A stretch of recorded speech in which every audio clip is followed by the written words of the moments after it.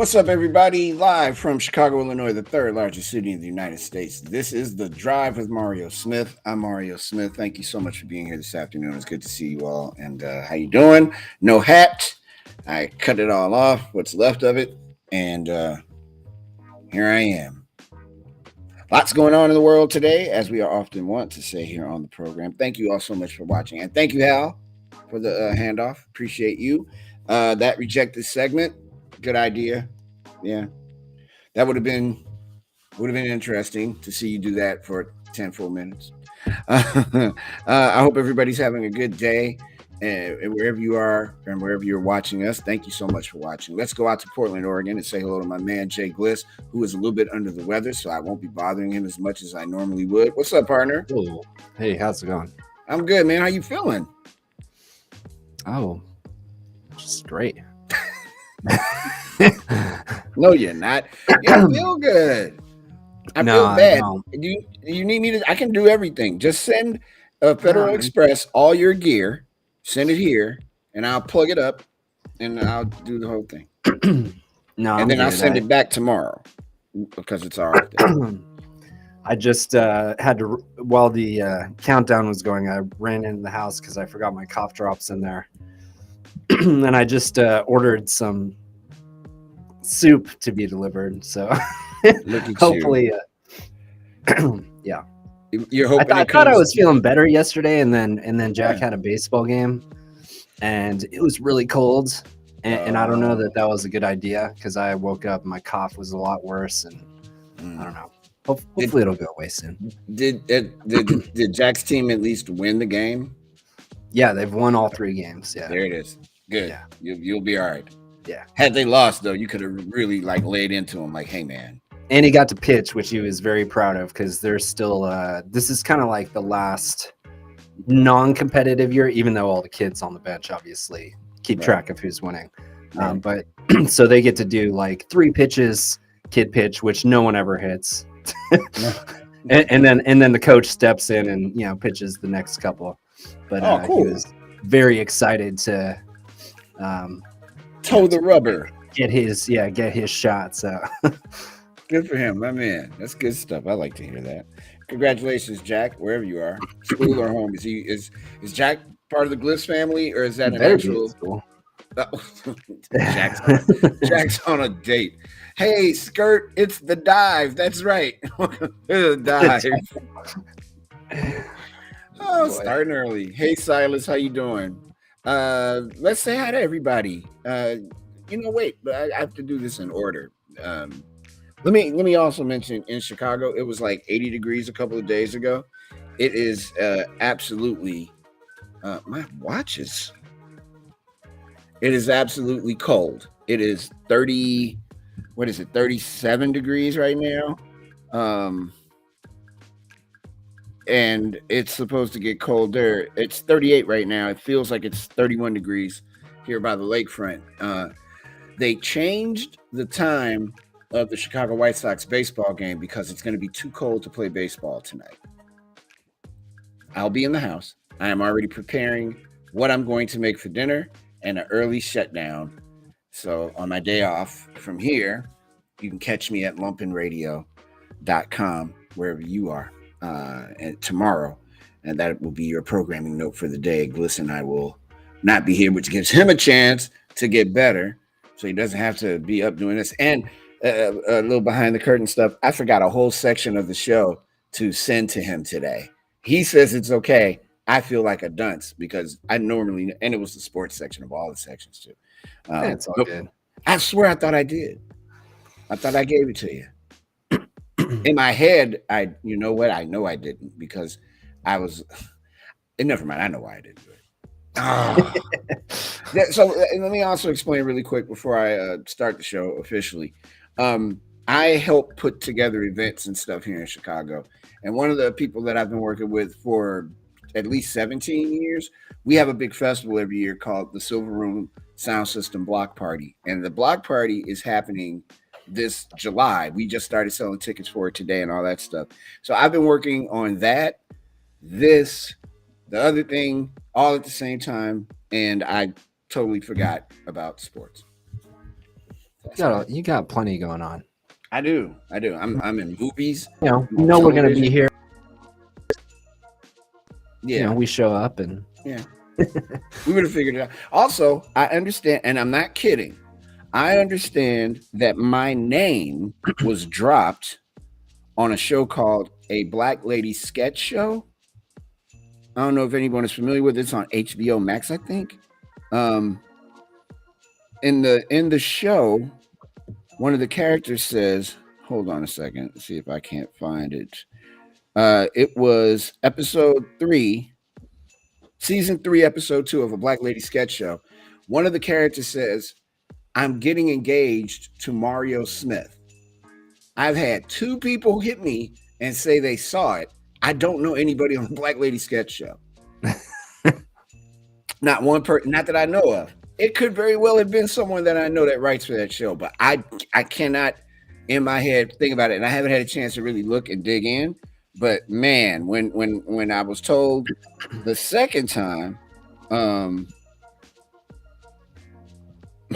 I was told the second time, yo, I just heard your name get dropped on a Black Lady Sketch Show. I'm like, okay, so we got to find that clip, and we have to be able to play I'm engaged to Mario Smith like all the time, even if it's not true because I'm not engaged to anyone.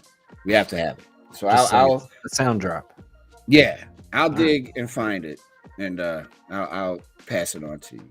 Everybody, you're here live with me on Backchannel.tv, the only place on your Echo device where you can watch and listen to live shows and chat with hosts in real time. This is The Drive with Mario Smith, and you can catch us here every Monday, Tuesday, Wednesday, and Friday of the week. And we begin at 4 p.m. Eastern Time. That's 2 p.m. Pacific, at 3 p.m. Central. Yeah. You want to know how you can get involved with the show? It's really easy. You just send us a chat. You can talk about anything you want. You can ask questions. You can chime in on what we're talking about. Whatever it is, that's cool. Now, how do you do it? Well, if you can see me and you're watching on an Echo Show device, just, say Apexa. I'd be so glad when we could say the name. And then you get in the chat, right? If you're listening to us on an Echo speaker, I appreciate that too. You can just go to backchannel.tv and put yourself in the chat because there's a button that says chat. And while you guys are there, if you see the subscribe button, hit it too. And that's backchannel.tv, BACKCHANNEL.TV. Let's welcome the folks that are passengers today on the drive. Skirt's here. Silas is here. JJ is here. I don't know if the card came today, Silas, but it's coming. I know that. Major Goat Salute is here. Cody in Tennessee. Hello. JJ is in Connecticut. Jory is in Puerto Rico. The Gliss family, Organic Cobra, Wacky Eagle. Hey, Wacky Eagle. I'm Tim Manley. Hello, Wacky Eagle. And London is here as well. Tim Manley's coming for America. You better brace yourself. It's happening. It's happening soon. And thank you guys for watching us on the drive today. Let's talk about the headlines that are happening in the news. Technology companies stocks modestly higher on Wall Street in afternoon trading today as the market clawed back some of its losses from a big sell-off yesterday. The rally, which was losing steam into the final hour of trading, came after a wobbly start for stocks. The latest turbulence for the market as traders brace for more earnings reports from major U.S. companies this week. The S&P 500 was up 4%. 0.4% as of 3:13 Eastern Time after easing back from a 1.6% gain. The NASDAQ rose 0.2% after having been up 1.7% earlier in the day. The Dow Jones Industrial Average was up 186 points or 0.5% to 33,417. It had been a volatile week for major indexes, which rallied to a strong finish late Monday, only to slump again yesterday. And an AP NORC poll is out that it depends on how old you are, I suppose. Older people fret less about aging in place. I'm an older person. The older you are, the less you fret about aging in your own home or community. That's a key insight from a new Associated Press NORC Center for Public Affairs research poll, which found that U.S. adults ages 65 or older feel much better prepared to age in place than those 50 to 60 who are mostly still in the final stretches of their working years. The poll also documented greater insecurity around aging in place for older Black and Latino Americans, the likely result of a deep-rooted wealth gap that markedly favors white people. Aging in one's own home or with a family or a close friend is a widely held aspiration, with 88% of adults 50 and older saying it's their goal in an earlier AP NORC poll. The outlook among those 65 or older is upbeat, with nearly 8 in 10 saying they're extremely or very prepared to stay in their current home as long as possible. And those are the headlines at the top of. When we come back, we'll have news from around the world. We'll also chop it up with you guys in the chat, talk all kinds of craziness, and see what's going on with Silas today, because that's our guy. It's The Drive with Mario Smith. You got me here, live from Chicago, Illinois. Gliss is in Beaverton, Oregon. We'll be back in just a moment. Please take care, and thank you again for watching.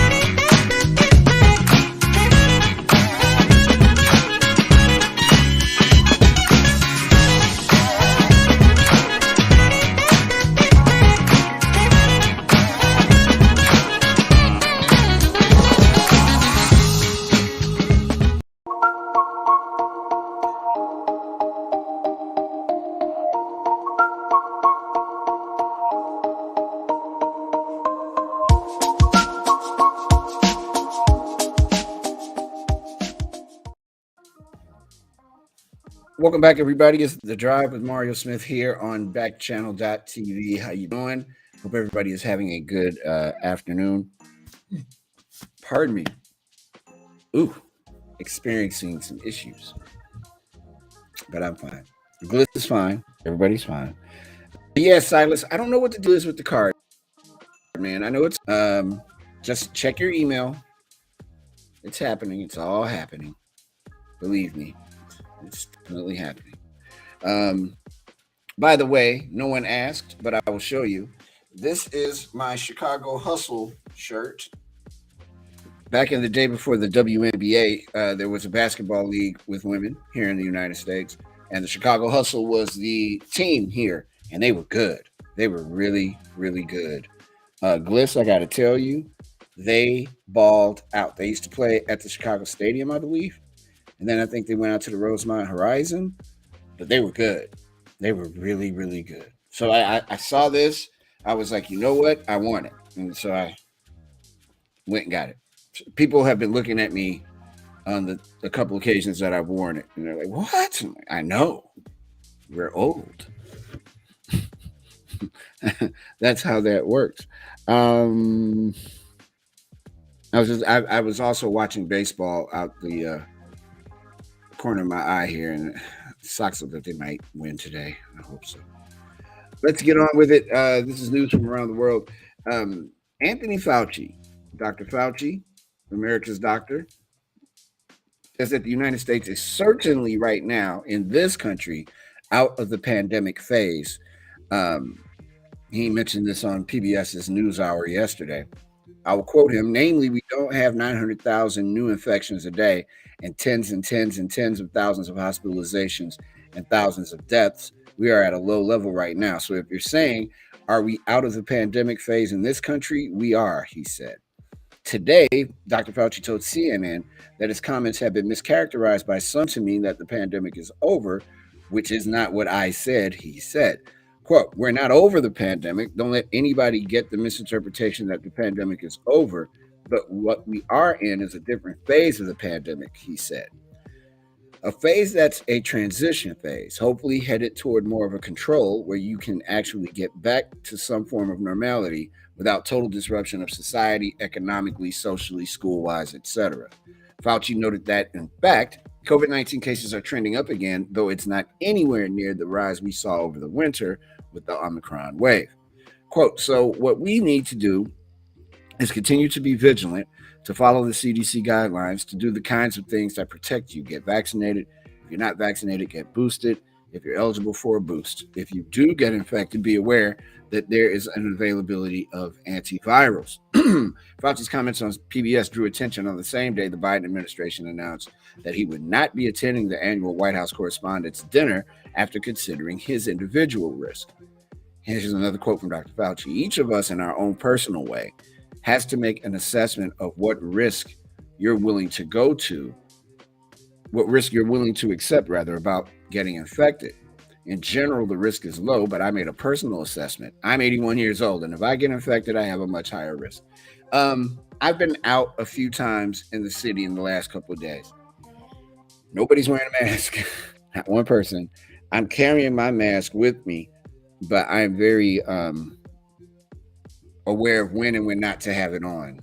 If I'm outside, I feel like I don't need to have it on. If I'm inside and like at work, for example, I'm wearing it.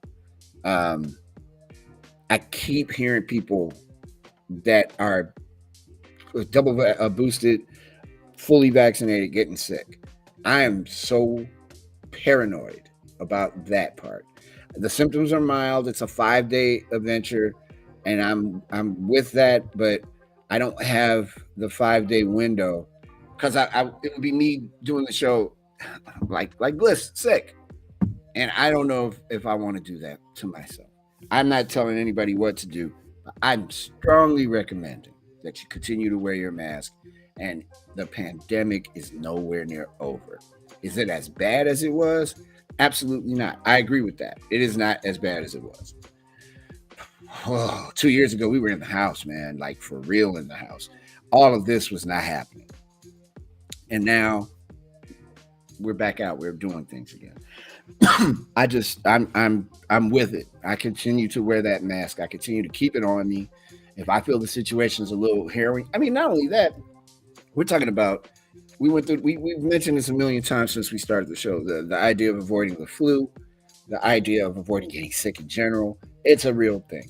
I am going back and forth, excuse me, on getting the second booster. Not getting it. I'm going to do that. It's when I'm going to do it. One, I don't want to do it if it's like the last time. I definitely don't want to do it on a day that I have to do this, because I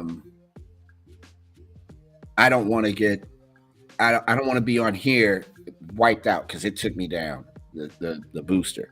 And then second, I keep getting mixed signals from some doctors. Doctors are saying do it now if you can. Others are saying wait until the fall because there may be a whole nother new vaccine available. I don't know, but I'll figure it out. But again, I recommend everybody, please do your thing, but wear a mask at the very least. Now, okay, Grass Puddle is saying that the very first sketch is about this Mario Smith guy. Grass Puddle, Yeah, can you? I just watched it. Did you? Yeah. Well, okay. So what's the deal with Mario Smith? I'm trying to figure out if I can get the audio. Well, I know I can get the audio. I'm trying to figure out if I can do it on the fly while the show's going.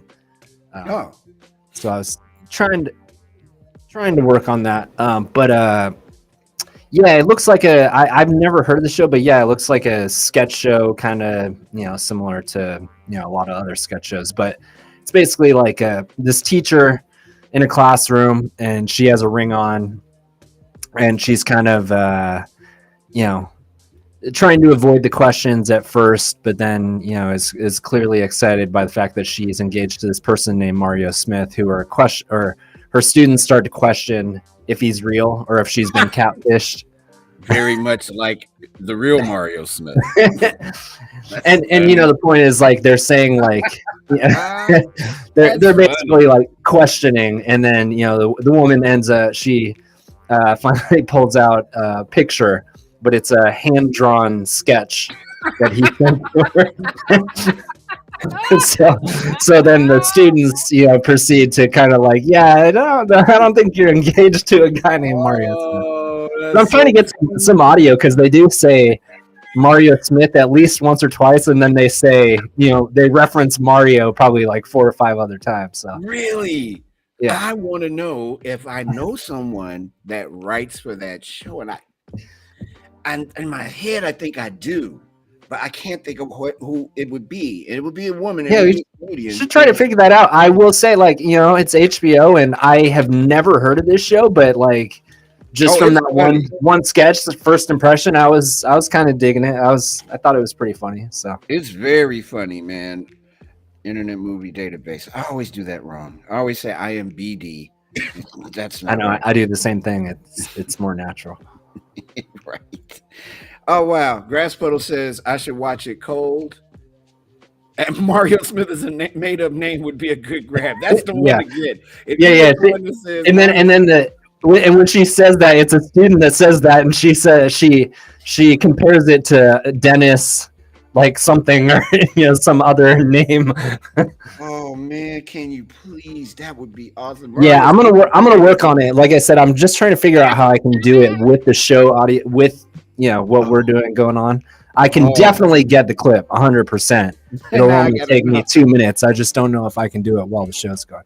Oh no, it's okay. Oh my goodness. I'm gonna try though. I'll try to get it before the end of the show. It's funny that you go, yeah, I'm watching it right now. Well, just because Grass Puddle had mentioned it again, I was like, that's why I was being quiet, because I was like, I'm gonna go look into this right now. All right, I'm in the IMBD. I'm just trying to see who does what on this show.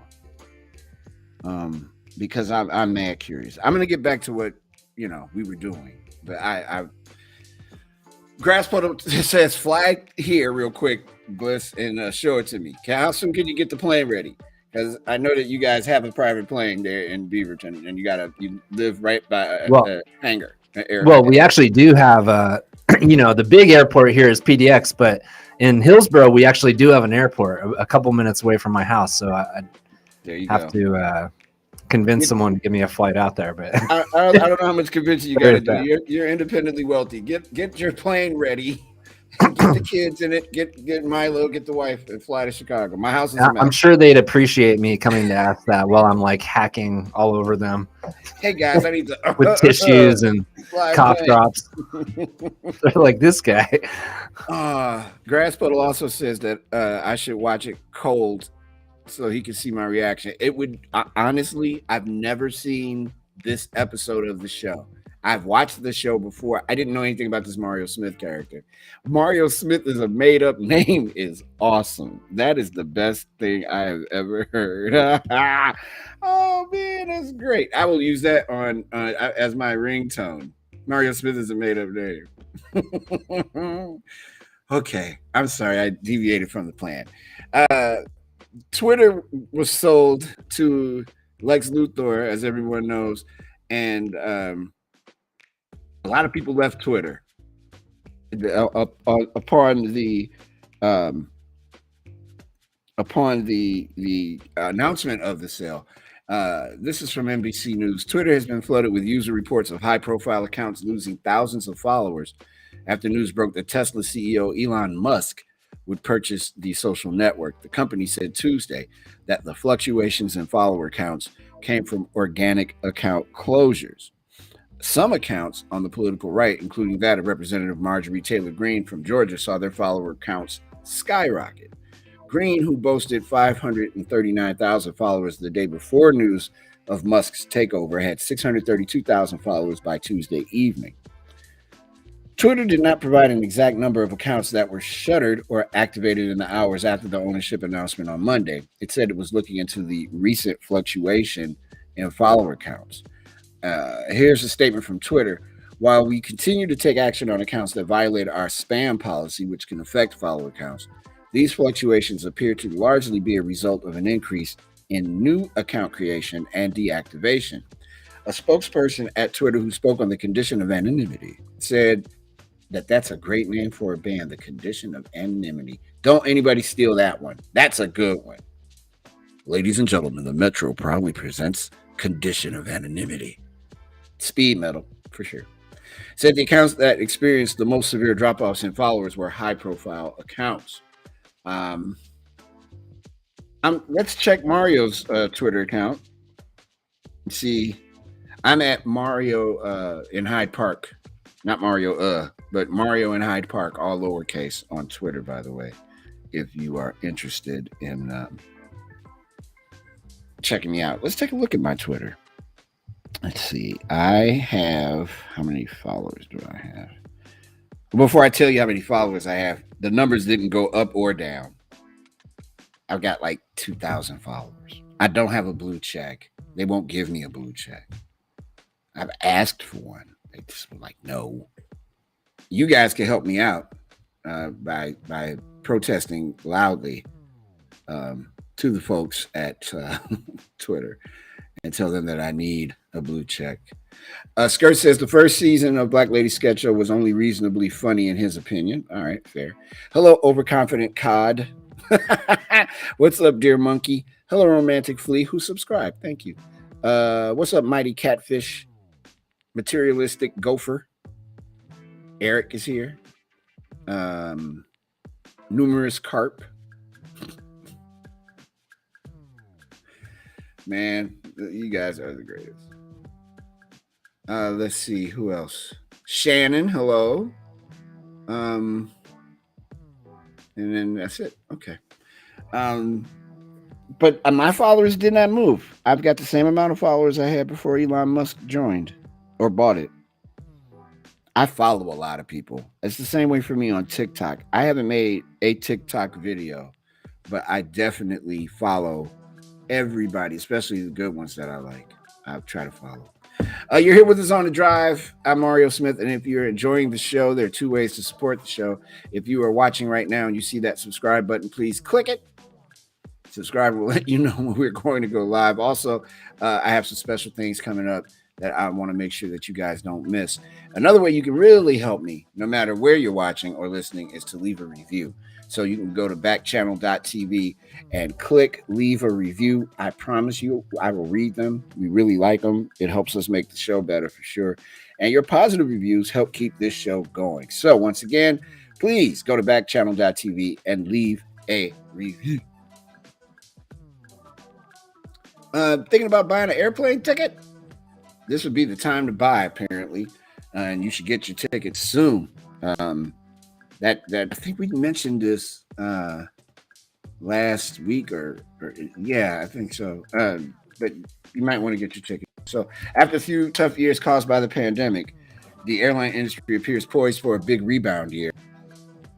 Consumers are ready to travel, and industry experts predict that 2022 will bring profits close to pre-pandemic levels.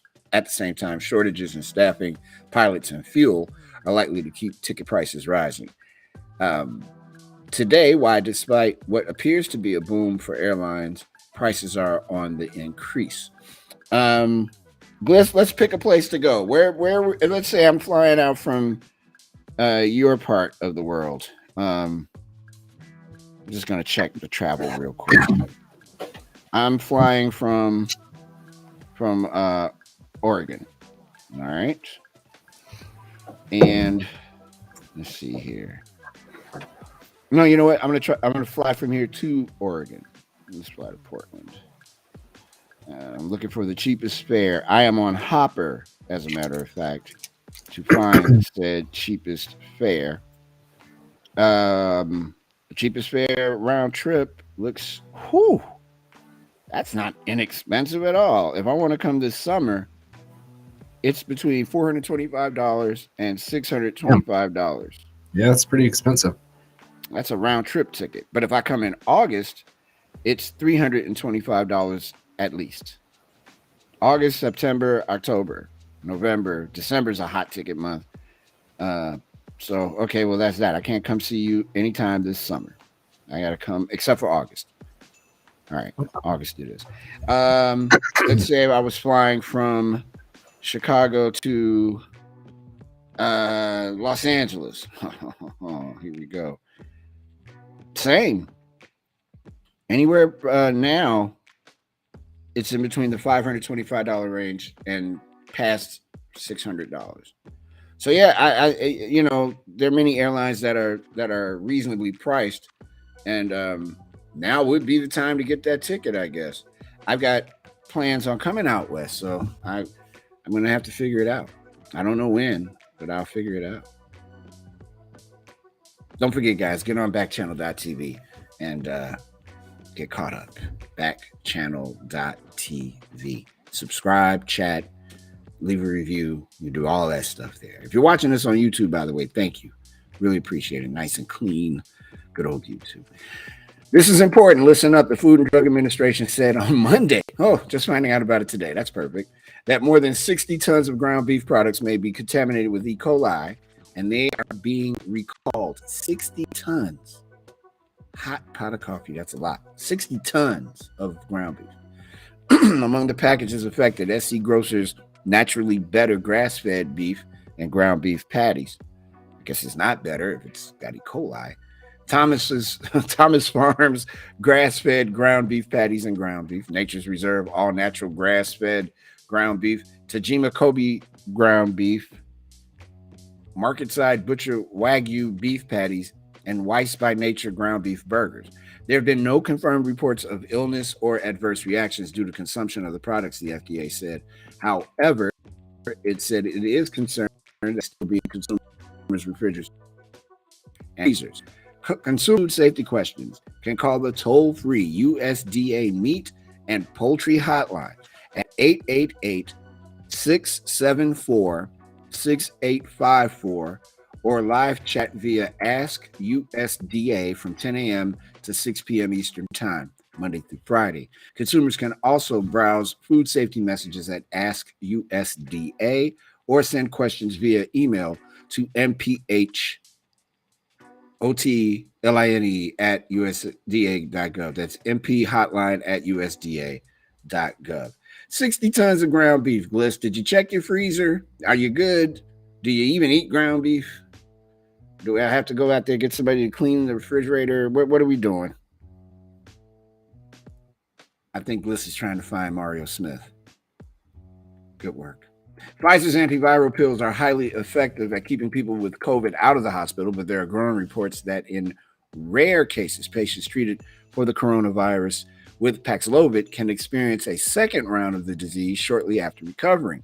Infectious disease experts stress that cases of apparent viral rebound when someone gets better and then soon gets sick again following COVID treatment are not cause for alarm. However, there are increasing calls for federal agencies to provide greater clarity and guidance about how patients and healthcare providers should respond. With mostly just anecdotal reports coming out, questions remain as to whether people whose COVID symptoms return shortly after they take Paxlovid are contagious and should keep isolating to avoid passing the virus to others. For those who do experience a second round of symptoms, the sudden shift can also leave them anxious about whether they should seek further treatment. Michael Henry, 31, a vaccinated and boosted software engineer in Philadelphia, first got sick with COVID on April 4th, suffering from chills and a fever. Henry, who has medical conditions that raise his risk of severe disease, got a Paxlovid prescription from an urgent care center the next day. Within 48 hours, he was feeling totally fine, but then 1 week after his last dose, he got sick once again with milder cold-like symptoms and remained sick for about 5 days.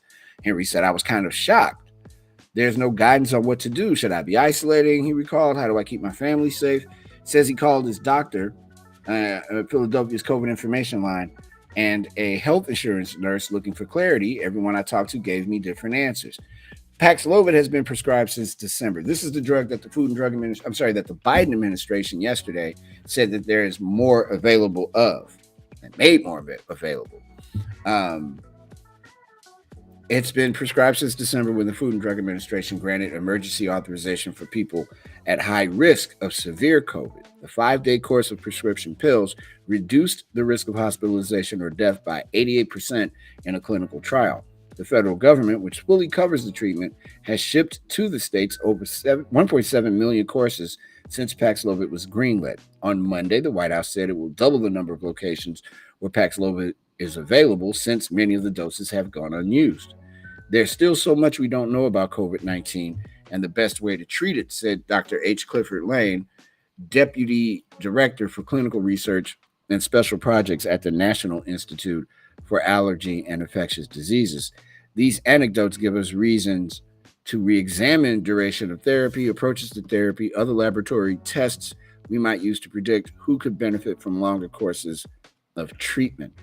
The last thing that we need is to be worried about. Oh, man. All right.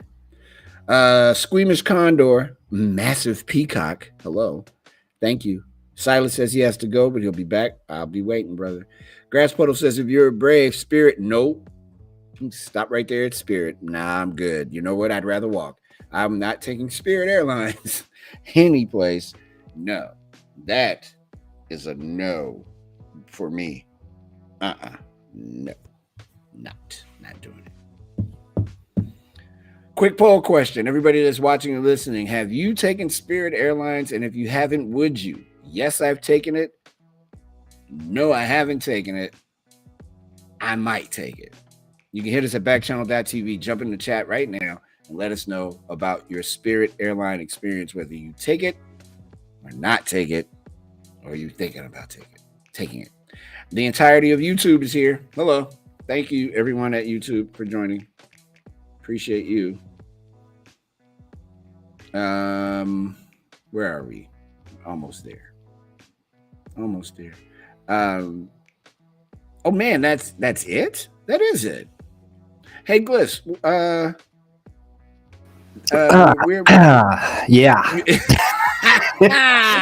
You want to hear that clip? Yeah. All right. Yeah, I cut a little. Gliss, y'all. Gliss is playing hurt, man. You are a G, bro. Do your thing. Do it, my man. Yeah, I got like a 30-second clip just to. It'll give you a little. Yeah. Let's go for it. I'm down. All right. Oh, just a second. That is not any of your business, girls. So let's move on. Tell us something we don't know. Like, what's your bae's name? His name is Biology, which is what we're learning today. Yes. His name is Mario Smith. I'm on her Instagram.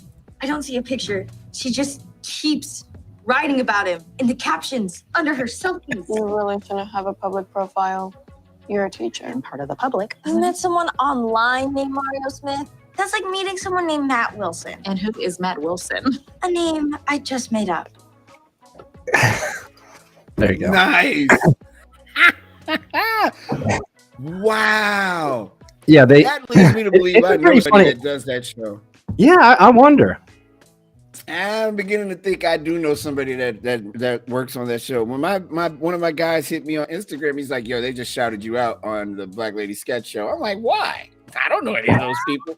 And then last night, I got a phone call from a friend of mine in Wisconsin, and she's like, "Yo, I was having a conversation about you, and we were watching the Black Lady Sketch Show, and as soon as I said your name, they said your name on TV." She's like, "Who do you know?" I'm like, "I don't know." Oh, that's awesome. Thank you. Perfect. Yeah, you'll have to go watch the sket. It's the sket. I can't even speak. The sket? The on the dive? On the dive. Watch on the dive. And you're the drive on the dive. That's right. Talking skets. Anyways, you'll have to go watch it. It was I found it pretty funny, so. I'm definitely going to try. Oh, man, that made my day for some reason. That's funny. It's a made-up name like Matt Wilson. And I know somebody named Matt Wilson, dude. That makes it even funnier. Oh, wow. Shout out to the writers at the Black Lady Sketch Show. Got to see who I know. I bet I know somebody. I bet. There's no way that's too much of a coincidence to be an accident. When we come back, we'll have Skirt's favorite. Yep. See, we're going to have it. We're just, you know what? We'll be back because talking is not going to happen today. We'll be back as the Drive Community Report is coming up next. We'll be right back.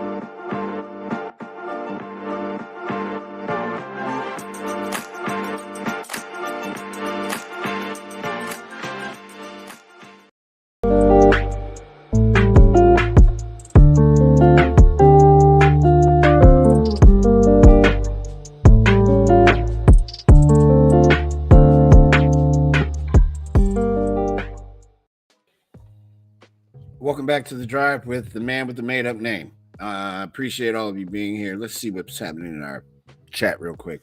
YouTube says hello. Hi, YouTube. Skirt says that he just checked the prices on Southwest and they were pretty good. Right on. And Massive Peacock says hello. Hello. Sue is in Alabama, and this is Sue's first time on the show. Thank you so much, Roll Tide, for being here. Please consider subscribing. Matter of fact, don't consider it. Do it. You're a passenger now. You're part of us. Grass Puddle says something very interesting. He says, smart man, never taken Spirit, never will. I can't picture the circumstance that would require me to want to fly on that airline. With all due respect, I can't do it. I think I came close once to doing it, and it wasn't a good situation. And I got on a plane. It was close to being a biplane one time, and it was horrible. So no, I am already afraid of heights, and I am definitely afraid of flying. I'll do it. I don't really like it. So if I have to fly across the United States or something, I do not want to do it on that airline. Jennifer has joined us as well. Thank you, Jennifer, in New York.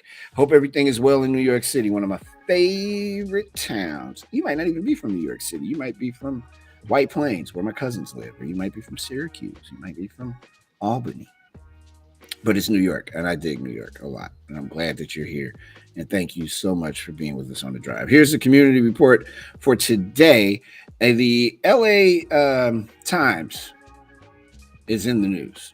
The LA Times, one of the most respected papers in the world, is making news, unfortunately. The Los Angeles County Sheriff yesterday disputed allegations he orchestrated a cover-up of an incident where a deputy knelt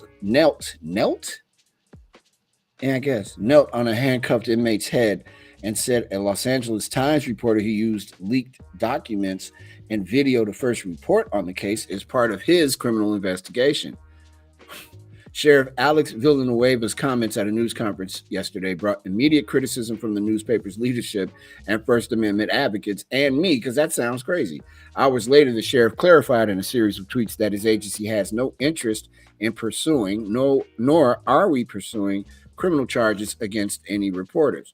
The paper's general counsel sent a letter to the sheriff protesting the investigation, and the top editor condemned Villanueva's remarks, calling it an illegal attempt to criminalize news reporting. Sheriff Alex Villanueva's attack on Aline Chekmedian's First Amendment rights for doing newsworthy reporting on a video that showed a deputy kneeling on a handcuffed inmate's head is outrageous, executive editor Kevin Meridia said in a statement. We will vigorously defend Chekmedian's and the Los Angeles Times rights in any proceeding or investigation brought by authorities. The incident with the inmate occurred in a county courthouse on March 10th, 2021, 2 days after jury selection began for the trial of Derek Chauvin, the former Minneapolis police officer who was convicted of murder for pressing his knee against George Floyd's neck for up to 9.5 minutes. The video shows Deputy Douglas Johnson directing inmate Enzo Escalante to move up against the wall in the courthouse. Escalante swings at Johnson and punches him repeatedly in the face. 3 other deputies helped Johnson wrestle Escalante to the ground and handcuff him. The LA Times reported that Johnson had his knee on Escalante's head for more than 3 minutes. Even after the inmate had been handcuffed, placed face down, and did not appear to be resisting. Escalante, who was awaiting trial on murder and other charges, was taken to the hospital for treatment of minor injuries.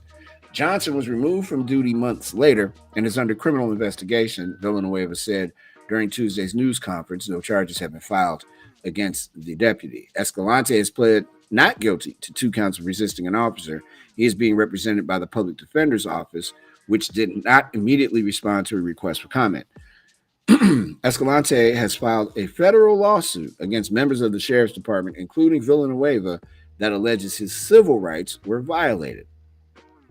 Wow. On Monday, Commander Alan Castellano filed a legal claim, a precursor to a lawsuit that accused Villanueva of first blocking and stalling the investigation into Johnson's use of force, and then working to cover up the incident and retaliating against whistleblowers. Villanueva, who oversees the nation's largest sheriff's department, is up for re-election, and Castellanos' claim states the sheriff was seeking to avoid bad publicity during his campaign. Ooh. The sheriff on Tuesday said he did not see the video until 8 months after the incident, but Castellano wrote in his claim that Villanueva had viewed it within days.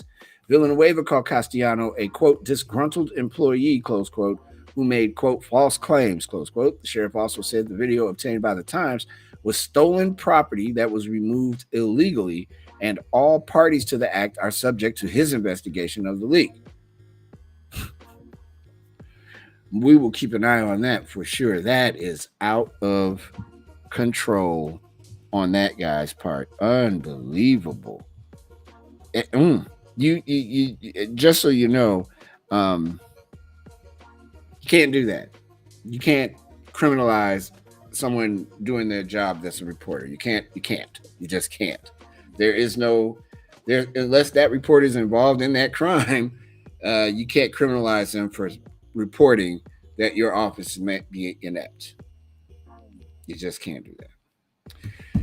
More from Los Angeles. Southern California's gigantic water supplier took the unprecedented step yesterday of requiring about 6 million people to cut their outdoor watering to 1 day a week as drought continues to plague the state. The board of the Metropolitan Water District of Southern California declared a water shortage emergency and required the cities and water agencies it supplies to implement the cutback on June 1st and enforce it or face hefty fines. Here's the quote from Rebecca Kimmich, the water district spokesperson, the Metropolitan Water District spokesperson. We don't have enough water supplies right now to meet normal demand. The water is not there. This is unprecedented territory. We've never done anything like this before. Stunning. This is the worst mega drought in 1,000 years. If you live in California and you have a nice big house and it doesn't rain to begin with, how are you going to do this 1 day a week thing? Or are you going to abide by it? Sounds like California's running out of water. I'm getting that.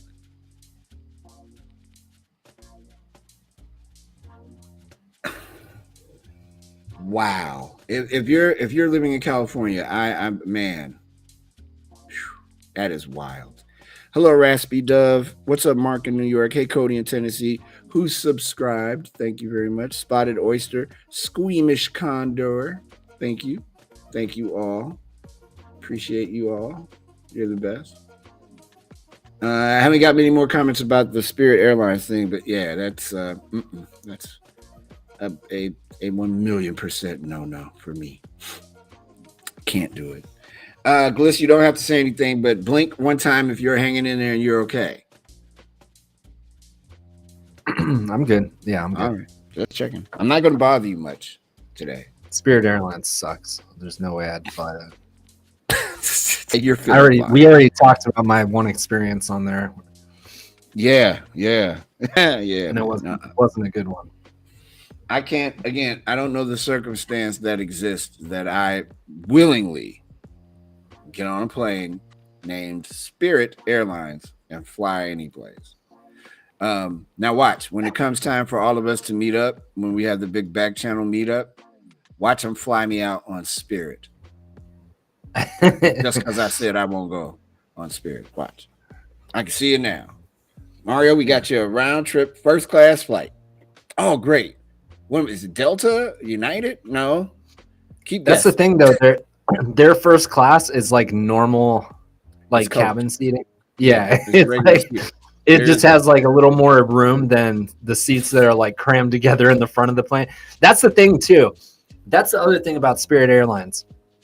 Yes, it's cheap baseline. Like if you're just like on a budget, like I'm not going to do anything, but they upcharge for every single thing. Yeah. So it's like, you want a seatbelt? That's an extra $10. Like, it's like everything is an upcharge on Spirit Airlines. So it's not as cheap as it seems to be. It feels really cheap, but in the end, you can end up paying, more than belt. Do you want to not fly in the air while this plane is taking off?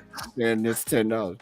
I think my tact, if I did for some reason have to fly on Spirit, is I wouldn't bring anything. I just buy clothes there and fly another plane back. So for the back channel folks, if we do have a big back channel family reunion, and it does happen to be either on the West Coast or the East Coast, not Spirit for me. Please don't do it as a gag. Don't like, hey, let's get Mario and fly him on Spirit. No, I have to ride my bike, and that can be like forever. Can you picture that? I have to ride my bike all the way to Oregon or something, all the way to California. No, I've had family members that have done that. Really? See, I would like to do that. I bet, but I need a team. They did. So Yeah, one of my aunts and uncles, their family, when their kids were teenagers, they rode their bikes across the country. I need a team. So it's Silas, Cody. Let's see who else. That guy that was on here yesterday that didn't want to be here, Jeffrey. The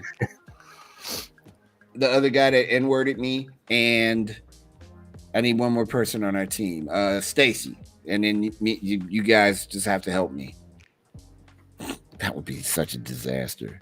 It looks like Mark says he does fly Spirit Airlines to JFK. Really? If I'm reading that correctly, I mean, who knows? But wow.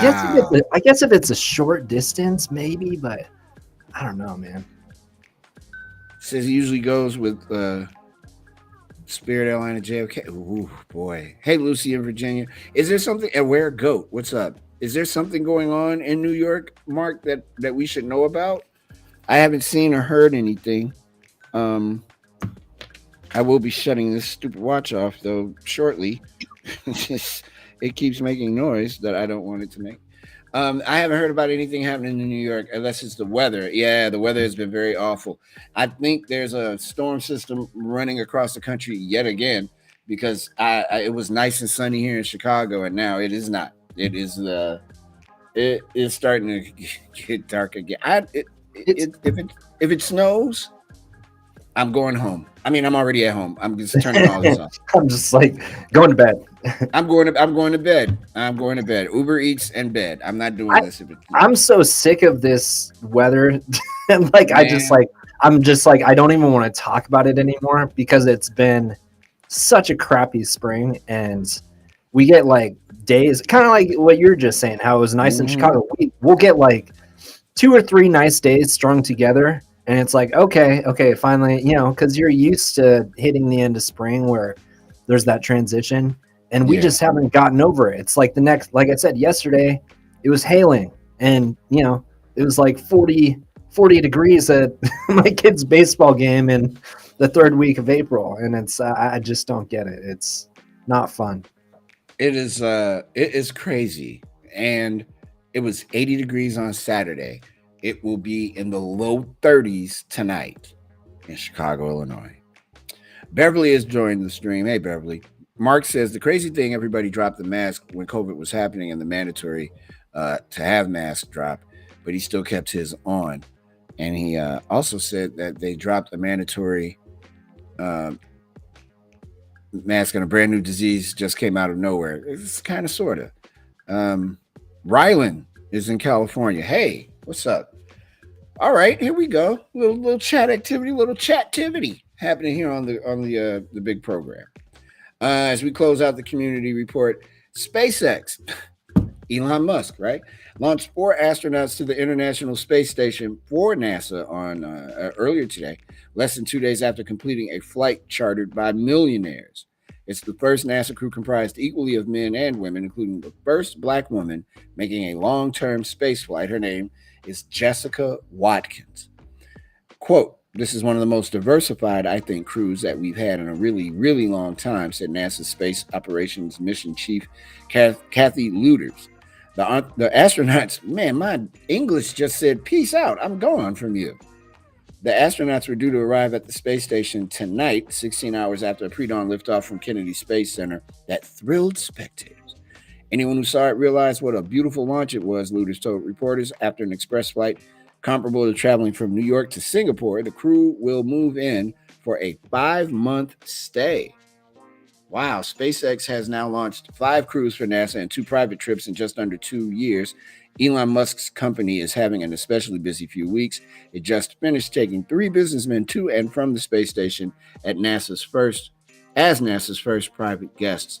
A week after the new crew arrives, the 3 Americans and German they are replacing will return to Earth in their own SpaceX capsule. 3 Russians also live at the space station. Both SpaceX and NASA officials stressed they're taking it one step at a time to ensure safety. The private mission that concluded Monday encountered no major problems, they said, although high wind delayed the splashdown for a week. SpaceX launch control wished the astronauts good luck and Godspeed moments before the Falcon rocket blasted off with the capsule named Freedom by its crew. Our heartfelt thank you to every one of you that made this possible. Now let Falcon roar and freedom ring, radioed NASA astronaut Jell Lindgren, the commander. Minutes later, their recycled booster had landed on an ocean platform and their capsule was safely orbiting Earth. It was a great ride, he said. That is the community report. How about that? We learned a lot in this first hour. Among the things we learned, oh, you know what? Hey, Gliss, I got to do this. I know that we're running up against it, but I think I got time. And this, I hate bullies. I hate bullies so much. And I hate punk ass bullies, especially little bully children. There's a little boy in Connecticut that this kid, his name is Dominic Krankle. And he's 6 years old.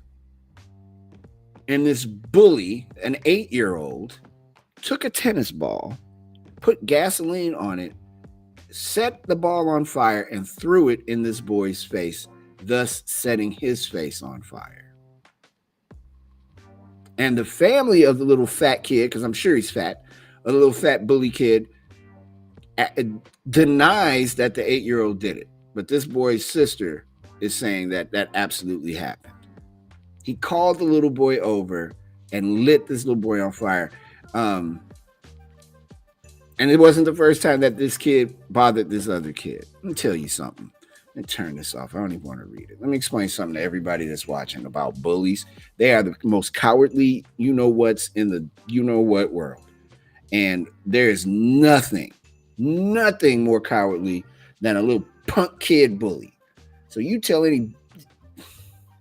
This little boy is 6 years old and got his face burned because a little fat kid doesn't know how to act. And he doesn't know how to react or interact with someone around his age.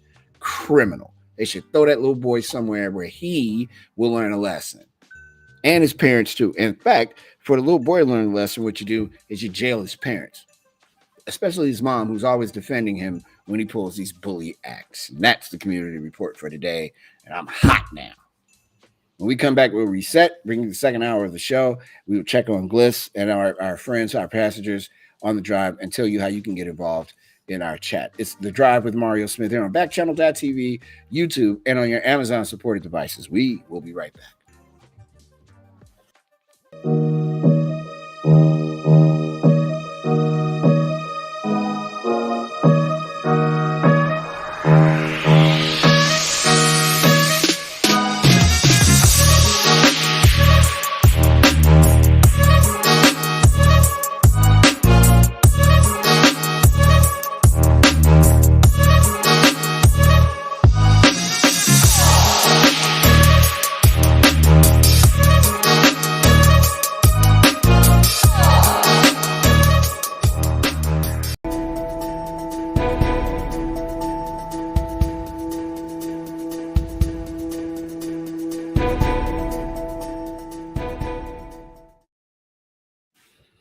Welcome back, everybody. It's hour 2 of The Drive with Mario Smith. What's going on, you all? I'm Mario. I'm live here in Chicago, Illinois, and thank you all so much for watching. And now, the part of our show where this man and I act like we haven't talked over the past hour. It's Gliss. He is in Oregon, a little bit under the weather today, but he's still here playing hurt. Be easy on my boy.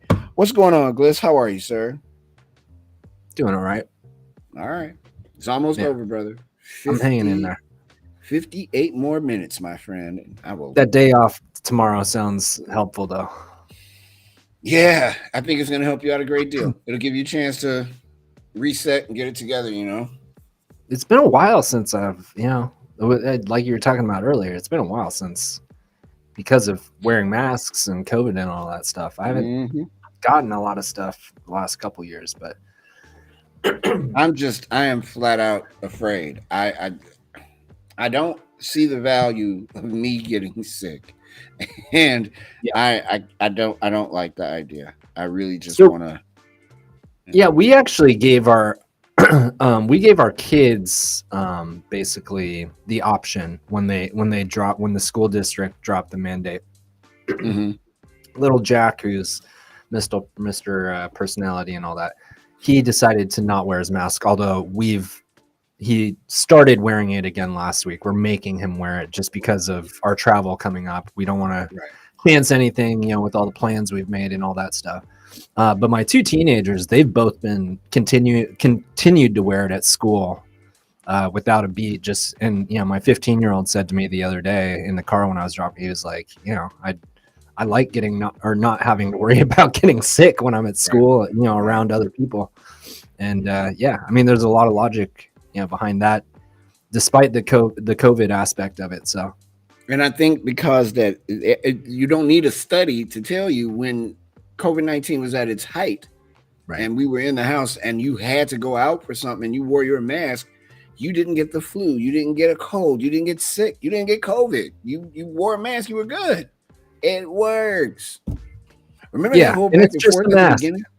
Yeah, it's not a big deal. Like that's the thing. It has, to me, the value.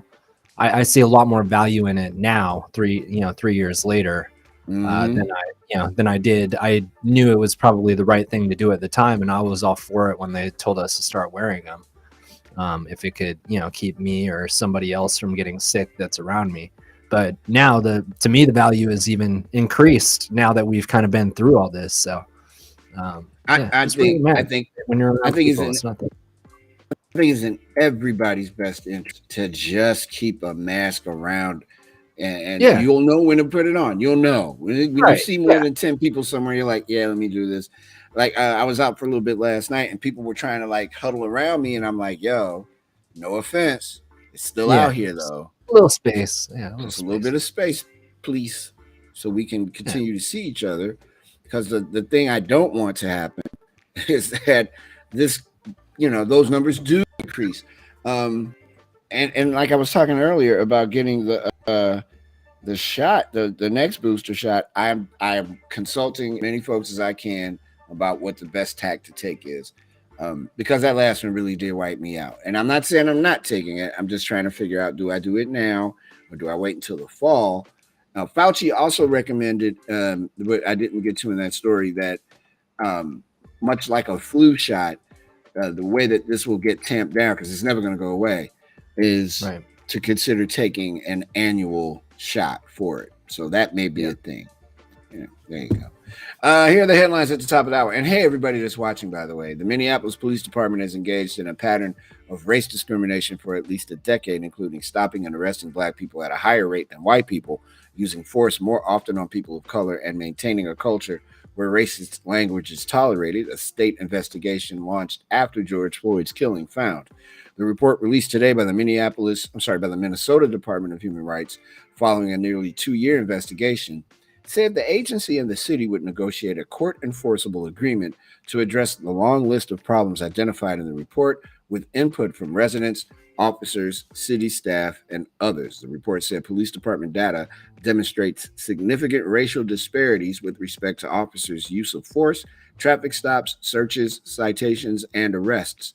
And it said officers use covert social media to surveil Black individuals and Black organizations unrelated to criminal activity, and maintained an organizational culture where some officers and supervisors use racist, misogynistic, and disrespectful language with impunity. And if you didn't hear about the Marine that was released this morning in Russia and a prisoner exchange, the question now is, will a Russian prisoner exchange impact WNBA basketball star Brittany Griner? She remains detained in Russia, and it's unclear how an unexpected prisoner exchange between the United States and Russia that freed Marine veteran Trevor Reed this morning will affect the status of the WNBA star. Griner has been detained in Russia since mid-February. The deal announced by the U.S. and Russia involving Reed, an American imprisoned for nearly 3 years, would have been a notable diplomatic maneuver, even in times of peace. It was all the more surprising because it was done as Russia's war with Ukraine has driven relations with the U.S. to their lowest point in decades. Griner, a two-time Olympic gold medalist who plays for the WNBA's Phoenix Mercury, was arrested in Russia for allegedly possessing a cannabis derivative legal in much of the world. The offense can mean up to 10 years in prison. Experts have predicted the two-time Olympic gold medalist could get much less if convicted. And those are the headlines at the top of the hour. When we come back, we will be knee-deep in entertainment and fun and games. But before we go, I just want to remind you, you're watching The Drive with Mario Smith live here on Backchannel.tv. It's the only place on your Echo device where you can watch and listen to live shows in real time. We're here every Monday, Tuesday, Wednesday, and Friday from 4 p.m. Eastern time.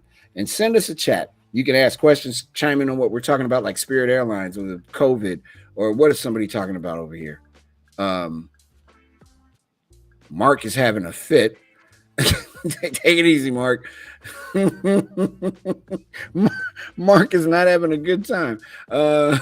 And anything else you want to talk about, except the stuff Mark is mad about something, please send us a chat. All right. And if you can see me right now and you're watching on an Echo show or Fire TV, the magic word to say is Katrexa, and just get that thing to open up, and then you do your thing with the chat. Now, if you're listening to me on an Echo speaker and you can't see me, go to backchannel.tv and click the chat. Click join the chat, that is. Once again, that's BACKCHANNEL.tv. Do it now. Thank you very much. Let's take a break, give Mark a chance to cool out, and then we'll be back with the entertainment report in just a moment.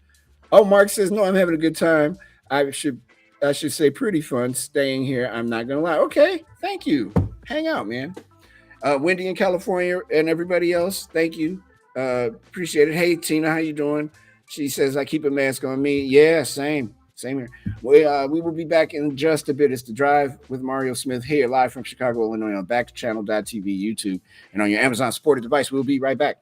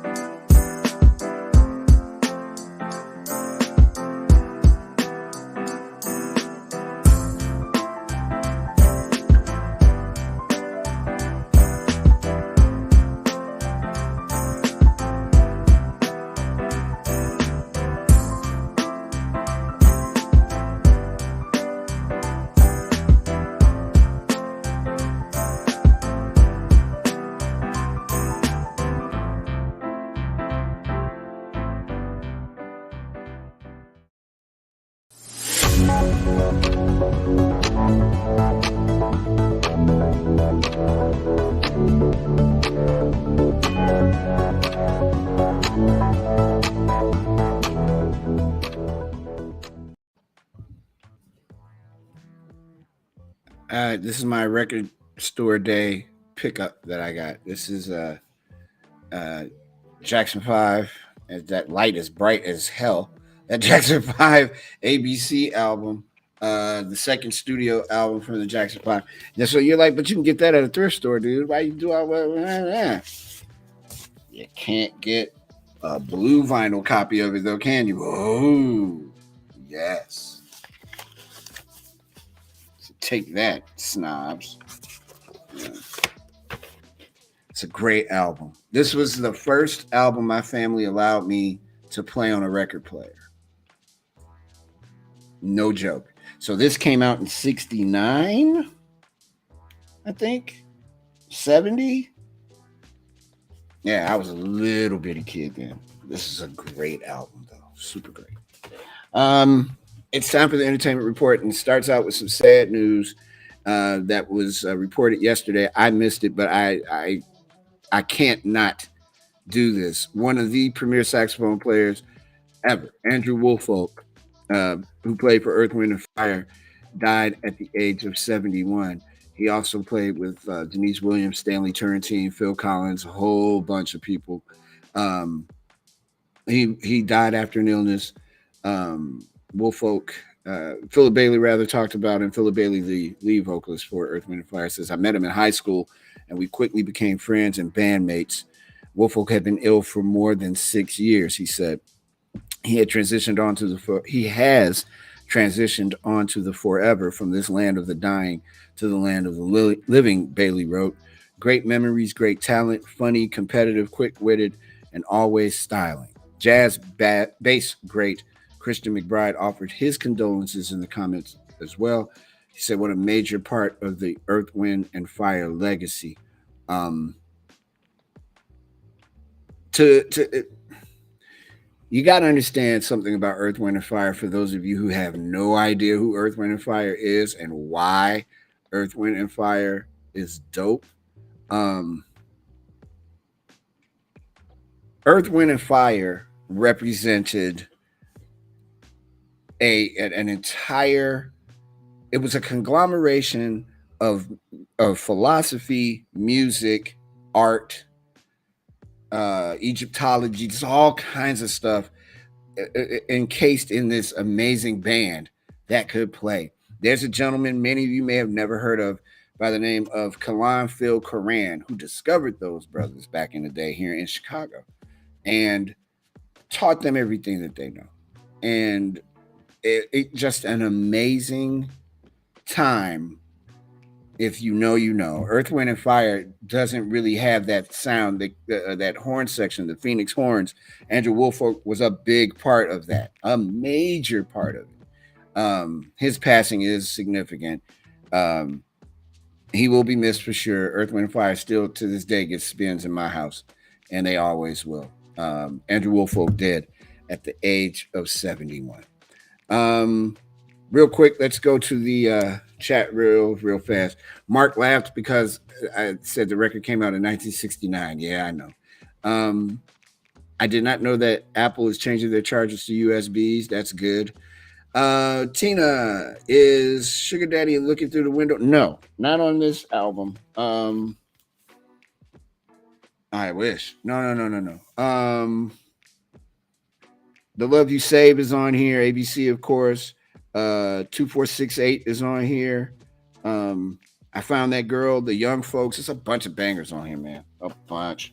I haven't started playing it yet, but I will. Luke has joined the stream, as well as Cody in Tennessee. Cody has subscribed. Thank you, Cody. Really appreciate you. One has joined the stream.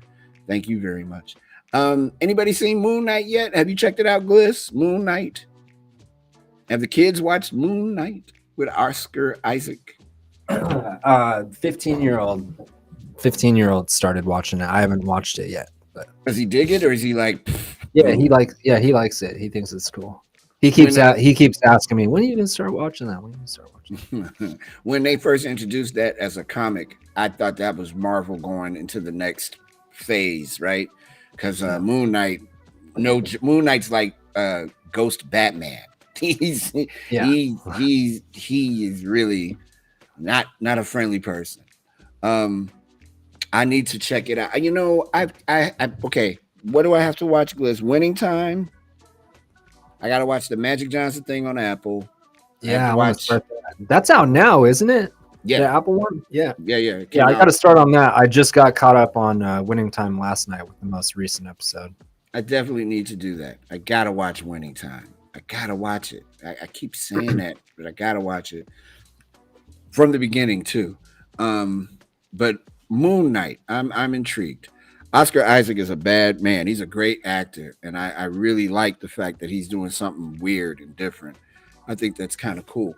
I want to talk about some rap music real quick. One of my favorite groups of all time is the Beastie Boys, without a doubt. They have this amazing documentary and a book that I have over there that's like War and Peace. It's super big. But one of the other groups that I really, really like and always like is Cypress Hill. And they have a documentary out now. When Cypress Hill released its debut album in 91, the group's staccato lyrics were for most outside of their LA hometown, a first introduction to Spanglish slang. Be Real says we didn't really have much representation in that time. You either saw one side of the spectrum or the other, but not anything in the middle. And I think we represented that. The group Be Real and fellow rappers Sendog and Eric Bobo, along with one of the best producers who is so underrated, DJ Muggs, would end up one of the most successful bands in hip hop history. Speaking to A. Martinez on the release of a new Mass Appeal produced documentary, Cypress Hill, Insane in the Brain, on Showtime, rapper Be Real retraces the roots of his distinctively interesting rapper voice, which began in emulation of the early rapper and artist I can't say this dude's name ever. Ramozy, the influence of early darker rock and roll like Black Sabbath on Cypress Hill's sound and the particular timing of their emergence in the early 90s alongside artists like Nirvana. Yeah, I think I have to check that. Add that to the list. Cypress Hill, Insane in the Brain. Yeah, I want to watch that too. Yeah, man. The Hill was a thing. Cypress Hill, for a lot of different reasons, of course, but they were a thing. They were a thing. Great band. Great. DJ Muggs is so nice, and he does not get the respect that I think he should be getting. So nice. So nice. Mark says he likes emo music, and he's into Michael Jackson. Cody says, I really enjoyed the show. Hey, Cody, go leave a review. Could you? At Backchannel. Xavier's in Pennsylvania and new to the show as well. A lot of folks are new today. Hey, everybody. Marks says he likes Thriller and Man in the Mirror and Billie Jean. I love Michael Jackson a lot. Off the Wall is the greatest album he ever made. We're not talking about that. That's just that. Mark says really, really good songs. Yeah. And I think Mama's Pearl is on here, Tina. Is it? Nope, not on this one. I just like it because it's blue. I think that's cool. All right, where was I? Pharrell. He called him for real because he's the truth. I call you for real because you're the truth. I believe Pharrell is 60-something years old. I remember you saying that the other day. I have, man. It is in my head. It was his birthday recently. Yeah, and I think he's 60. He said he wasn't. I think it's a lie. I don't know him. Why am I doing that? He has been around for a long time. Man, the SWV song, the remix of Right Here with Michael Jackson's Human Nature, the dude saying SWV is Pharrell.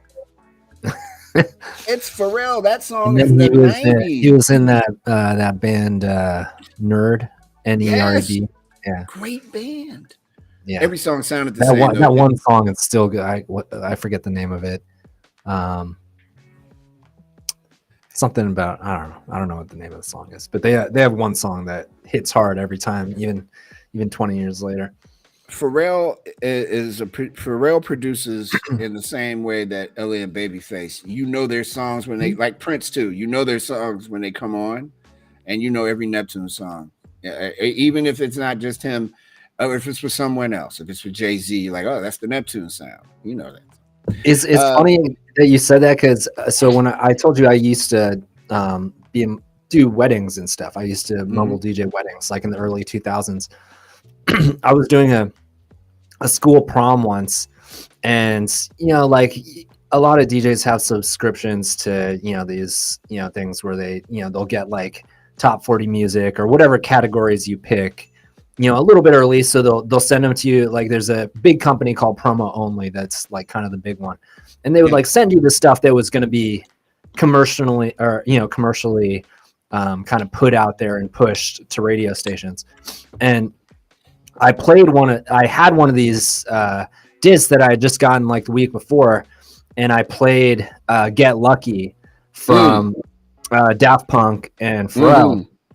And this this 17-year-old comes up to me and she's like, "What is this? We don't listen to this type of music." And I was like, "Well, I don't know what to tell you." And then of course, 2 weeks later, it was top 5 on the pop charts and all that stuff, and had a good run in the top 40. But it was just kind of funny because she had no clue what I was. She's like, "Why are you playing this? What is this?" Tina says Pharrell is our age. Pharrell is 85 years old. I don't know what you're talking about. And she got the name of the song, Lap Dance. That's the song I'm thinking of. Yeah, it's a good song. I believe Pharrell is 96 years old. Anyway, he's got I swear, man, he's old. He's got a festival called Something in the Water that's coming back this year. Concert organizers announced yesterday the 3-day festival's lineup, which will include several surprise performances, and said it will take place in our nation's capital. This year, the festival will be held on Independence Avenue on Juneteenth weekend, Friday, June 17th to Sunday, June 19th. It'll feature Chloe and Halle, Ashe, Calvin Harris, Bia, Lil Uzi Vert, Pusha T, whose new album is good. I shouldn't like Pusha T, but I love that album. It's so good. Tiana Taylor, John Batiste, and another really underrated dude, but he's not that underrated, Tyler, the Creator, who I think is amazing. Who else is on this lineup? The Dave Matthews Band, Lucky Day, Lil Baby. Ooh, remember, Lucky Day I like a lot. Yeah, Lucky Day is dope. Remember, it's not Lil Baby, it's Lil Baby. Why is there so many Lils? I'm starting a petition. Can we just not do that anymore? Let's just it has to be no more Lils. There's too many Lils. Oh, Ashanti and Ja Rule. Wow. That could be interesting. This is what I like Ashanti. Yeah, she's going to be here in Chicago, as a matter of fact, in June, on the 13th of June. Ja Rule, I'm a little mixed, but Ja Rule. He had some really good. His run was like when I was in high school, so he had some songs that are right in my wheelhouse. But most of the good ones that I liked were with Ashanti on them. So I just thought about Dave Chappelle. Where's Ja Rule? What would Ja Rule do at a time like this? This will be the festival's first year in DC. It was originally held in Virginia Beach, Virginia, where Pharrell has lived since 1936, but was moved after Williams' public falling out with the city's leadership over them not giving him the senior citizen discount at the local. I don't know what I'm talking about. Actually, in October of 2021, a letter addressed to Virginia Beach City Manager Patrick Duhaney, Williams expressed disappointment over how the city handled the death of his cousin, Donovan Lynch, at the hands of police. I remember this. Lynch was 25 years old when he was killed in an altercation with police in March of 2021. CBS affiliate WTKR reported that while police said Lynch was brandishing a handgun, his family maintains that the police officer who shot him was improperly trained, which led to Lynch's death. Williams wrote to Duhaney that Something in the Water was intended to bring the city economic prospects, ease racial tension, and unify the region, but said he was tired of how the city's leadership handled Lynch's case, calling it a toxic energy.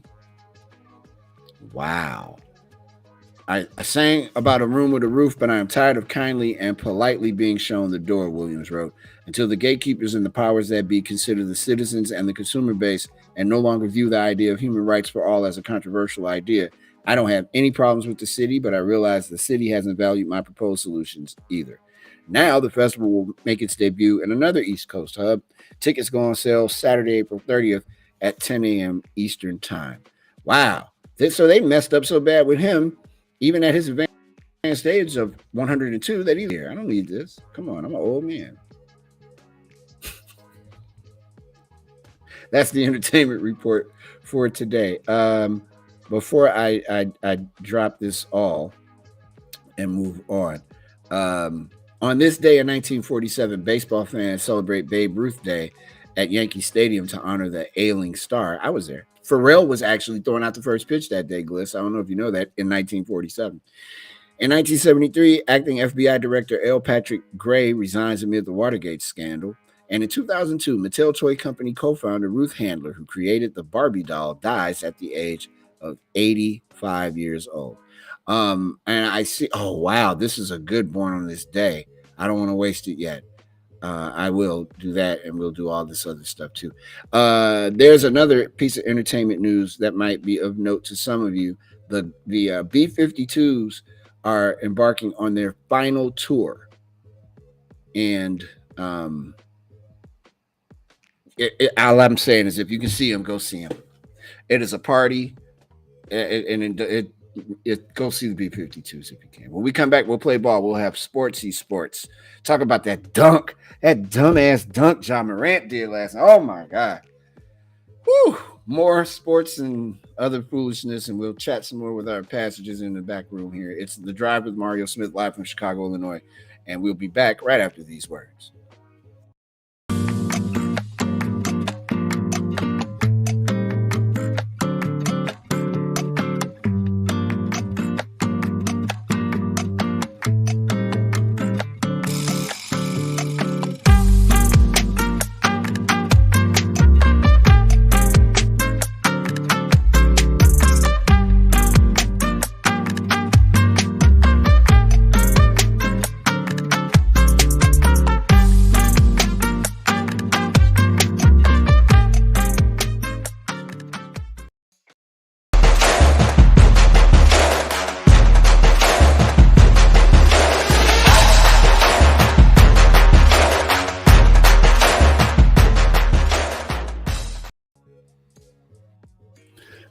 Guys, thank you for being here. Really appreciate it.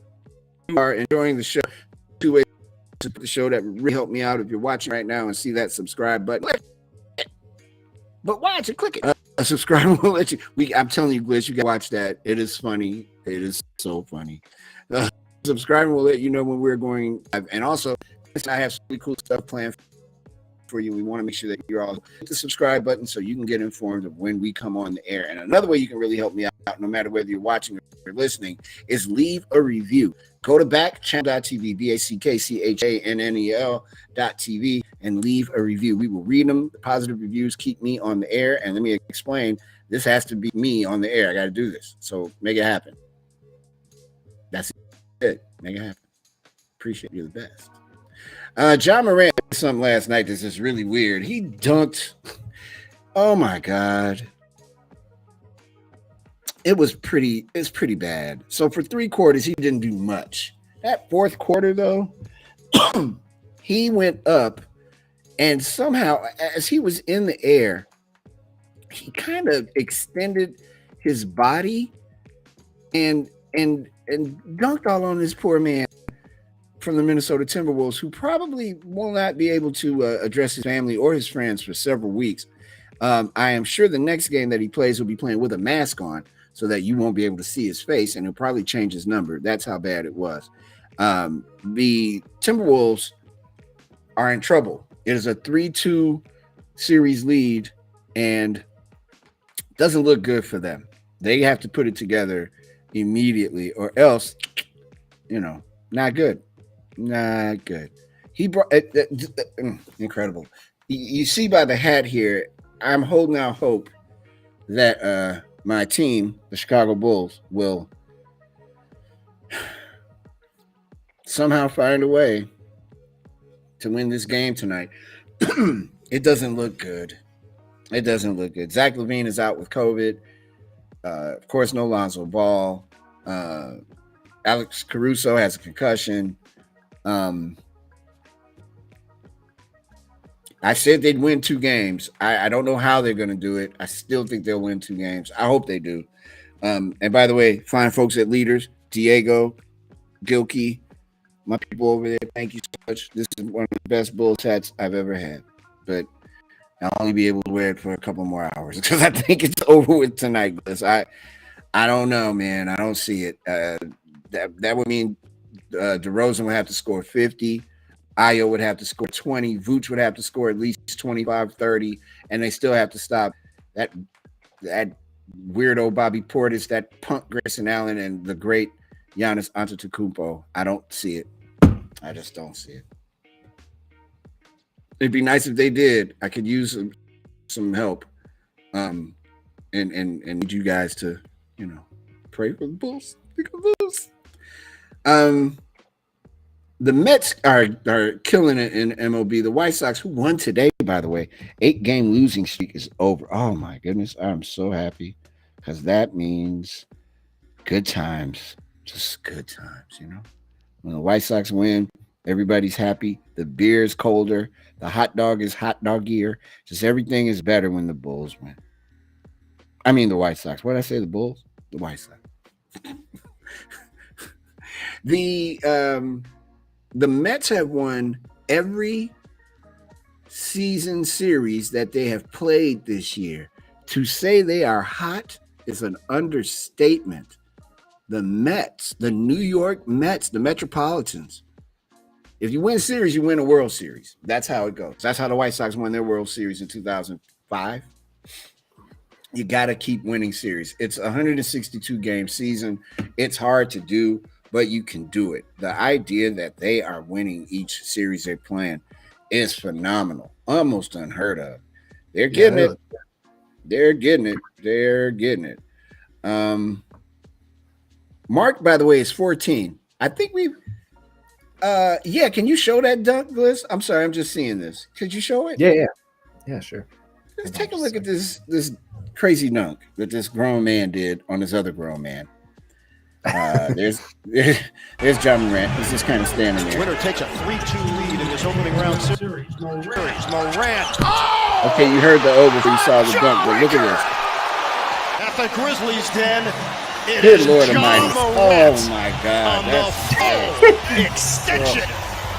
2022 NBA. Jeez. Look at this. Look at this. That is horrible. You got to That's call your mother. courtesy of Turner Sports, by the way. You have to ask your parents if you could change your name, because there's no way you can go to the grocery store after getting dunked on like that. That's terrible. Poor guy. I felt bad when I saw it. I legit felt bad. Oh my goodness gracious. That happened to me once in high school. It wasn't a game. It was like a pickup game. And this dude, who was my friend and stopped being my friend immediately after that. I'm kidding. Wesley is still my friend. He went up on me and I said, well, I'm taking the charge because that's the game. I'm taking the charge. I'm in high school. This dude was 6'7". I was maybe 5'8", maybe. And he went up in the air and I saw him go up and I looked and I was like, this idea was really bad. And he put his knee right here and dunked all over me. Thankfully, there were none of these around. So it may have even been worse than I'm telling you, but he dunked all that. It was John Morant bad. It was bad. People talked about it for days at school. I actually had a friend in high school. He was 6'6". He was our power forward, but he was really, really skinny. And we were playing a summer league game against San Mateo. And San Mateo had this, I forget his name. So his last name was Powell. Mm-hmm. But he was like being recruited by schools like Duke, North Carolina. Unfortunately, he was like not doing very well academically, and he had some, issues kind of outside of playing basketball. But he was really, really, really good. But we were playing a summer league game against them, and he dunked on my friend John, who's 6'6". Mm-hmm. And John comes back over the bench and he's like, yeah, so-and-so just dunked on me. He was like excited about it because that's, supposedly going to be going to play, college basketball. And he was, he thought it was fine. I was not excited. I was I was going to say, I wouldn't be excited either. I was super upset. There was nothing more that I wanted to just get back in there and I wasn't really dunking on people, but I could get there. But that dude, and he wasn't even that good a basketball player. And every time I see him, I go, you remember that day? He goes, oh, the day I dunked on you? He never forgot it. It was like a highlight in his whole career, him dunking on me. And it was so embarrassing. It was so ugly. I was such a goofball, such an odd child.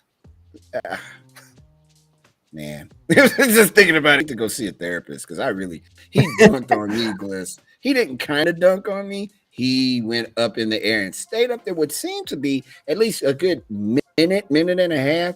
And I'm just looking like, man, I can move out the way, but I'm not moving out the way. I'm gonna take the charge for the You had a squad. lot of time to think, is what you're saying.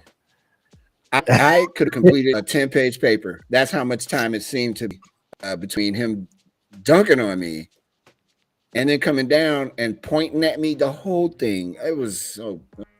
It's like it's like when people describe being in a car accident. It's like time goes slow. Because I've had that experience a couple of years ago, actually. My car was totaled. I was on the freeway, and it was that same feeling. Like everything slowed down. It happened so fast, but at the same time, it felt like it, lasted forever. Like it was in slow motion, like in a, some action movie, like Transformers or something like that. Hey, Mark. I know you're new to the show and everything, and I would love to play music, but I'm gonna let you in on a small secret. We can't play music. I mean, we can, but we can't. Not yet. We may be able to do that one day, but we can't. Thank you, Tina. Gliss, you got to meet Tina, man. When you come here to Chicago, I'm gonna make sure we make that happen. She is the best. Oh my God, she is so cool. I'll wait till I get over this cold. Oh yeah, for sure. That's right, because you're private plane. And see you Friday, Tina. So yeah, we can't play music, Mark. I know you're 14 and music is your bag and stuff, but you can always play music in the background while you're listening to the show. But I can't play music. And we both love music. We both want to play music. It's just, bad. We don't have the rights to play a lot of music we'd like to play yet. Yeah, just hold fast. We will. But right now I can't, and I can't. I can't get myself in trouble for doing it. Let me explain. I do a show on Thursdays at a wonderful place called Lumpen Radio, and I play music more than I talk there, but I cannot do it. He says, does a company control this slideshow? I think he meant slideshow. Yes, a company does control it. It's called Backchannel.tv. But you know what? I like the fact that you call it a slideshow. Even better. This makes it so much better. Anyway, the Mets are doing well. The White Sox finally won a game after losing 8 straight. Whew, God. And then that Ja Morant dunk was really just the finishing blow. The NBA draft is coming, thank goodness. And the National Basketball Association announced that 283 players, 247 players from colleges, and 36 international players have filed as early entry candidates for the draft. Players who have applied for early entry have the right to withdraw their names from consideration for the draft by letting the NBA know their decision no later than Monday, June 13th. Here are some of the players who have announced. Max Abmas from Oral Roberts. I'm just going to find the weird names. Agbaji from Kansas, though, is going to be good. Emmanuel Akot from Boise State. Avery Anderson III from Oklahoma State. Evan Batty from Colorado, 6'8" senior. Not a lot of freshmen. That's good so far, anyway. Let's see here. Gabe Brown. That's not his name. His name is made up like Mario Smith. Let's see here. Yeah, you get the picture. The draft is coming, man. A lot of names on that list. And the NFL draft is this weekend. Actually starts tomorrow. What does it look like the 49ers are going to do with their pick? Are they going to move up and try to trade Debo and I don't know, man. I'm kind of excited to see what happens because like the Bears, the Niners don't have a pick till day 2. Yeah. But the last thing I read was that the New York Jets were preparing an offer that they believe the 49ers can't refuse. So if that's the case, and you can, as I said yesterday, I think you do everything you can to try to keep him. But if he doesn't want to be there and it's going to be a problem, he was one of the top receivers in football last year. You might as well strike, when his value is at its highest. I know a So lot of I'd be excited to see how it goes. a lot of talk in Chicago is that the Bears are going to try to trade or move down to get more picks because they essentially have no players. I got into a whole conversation with my friend today. I'm like, dude, they're not going to win more than 4 games. If they win 6 games, they'll be lucky. They don't have any talent except for Justin Fields. Yeah, Justin Fields. I was going to say, so you got to start there. I mean, that's kind of how you have to build it up. You got to get, you have to protect him. And it seems like 24 hours out from the draft, that's kind of the theme I'm hearing, is that a lot of teams are actually looking to trade back and not as many teams looking to move forward to get, some of those higher prospects. There's a lot of teams that are trying to make moves to drop back in the draft because they feel like they can get some of the players that they want later in the draft. I'm just checking my my watch here. I believe Mark has left us because we won't play music. And because this slideshow is controlled by a company and it's not just me and you screwing around. Slideshow. I think slideshow. I think we've upset our friend Mark. Mark, it was nice knowing you. Thanks for subscribing and probably unsubscribing. And I hope you, wherever you are in the ether, I hope you come back and be friends. Shout out to Cody. He's subscribed today. Yeah, Cody stayed here the whole time. Thank you, Cody. Curly Tiger 10 in Connecticut. Thank you, James. James from California. I like saying Connecticut like that. Connecticut. Thank you, James, for joining us in California. Before anybody says anything or asks, this is The Drive with Mario Smith on Backchannel.tv. You're here with me and my friend Gliss, who's in Portland, Oregon. It's the only place on your Echo device where you can watch and listen to live shows and the whole deal. Go to Backchannel.tv and consider being a subscriber. Get in the chat, rate the show, etc. When we come back, we'll have a story that you can take to the water cooler. Since I have so many younger folks, you can take to school with you tomorrow, which is cool. And I like that, Gliss, that we have a young audience. I know we seem to be tapping into the younger demographic. I've always said I was a child, but now it's proven I'm a young man. When we come back, we'll talk about Pokemon, actually. So this will be of interest to our some viewers in our demo. What is my demo now? So my demo is from 8 to what? I'm 54. That's a lot of real estate there, buddy. I think that $45 million we're asking for is pretty low. We might have to up the ante some. When we come back, we'll do Front of Mind. It's The Drive with Mario Smith. It's 44 minutes after the hour. We'll be right back.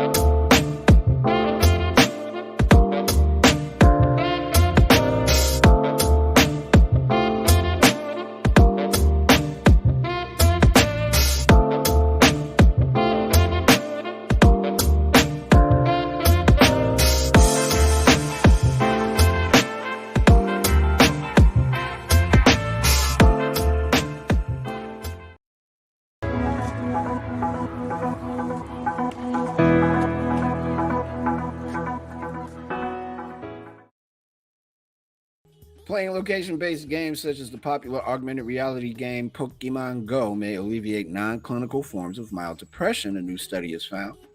Using the introduction of Pokemon Go as a case study, the researchers exploited the staggered release of the game over 50 weeks in 2016 into 166 regions in 12 English-speaking countries. This created a natural control group of locations where the game had not yet been released, enabling the researchers to compare depression levels in these locations with areas where it was available. The authors measured local depression levels using Google Trends data to calculate internet searches for depression-related terms such as depression, stress, and anxiety. They found the release of Pokemon Go was associated with a significant short-term decrease in depression-related internet searches, suggesting location-based mobile games may decrease the prevalence of local rates of depression.